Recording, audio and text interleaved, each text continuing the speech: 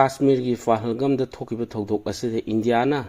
lakhaliba action asi myamna ubiramnagani tabiramnagani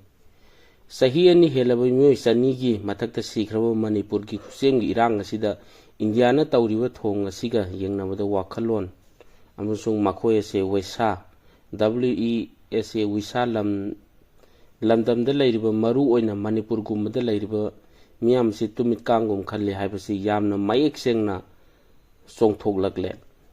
Falgamda mara lejidaba kaya hatkibadu yamna nungaitaba thoidaba thodok amani nungaitaba phongdoksari Haujik saukhatpagi lamjelda aikoina maningtama leipak ama oiramba tarbadi Manipurna Indiadagi GDP helamba suyaribani atenma matang manungda aikoina India hariba leipak asidagi Manipur amuk hanna maningtamba hanjin haunaba aikoi punna by any means honaba tangai fadre khanjai India ga Manipur ga sangtana punba aikhoigi tongjaba amata laite sahi humbuda taruk sumna India gi makhada lairubadagi ngasi aikhoigi lamkhai mangle yelhau phurup khaibung tahale setmilon makoina paikre hingbagi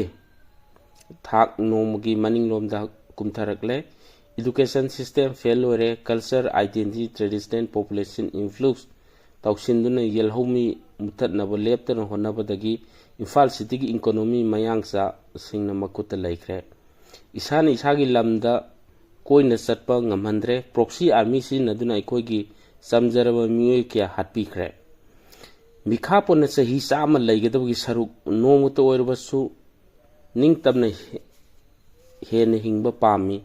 sumna haibirami ikoigi ifai pusingna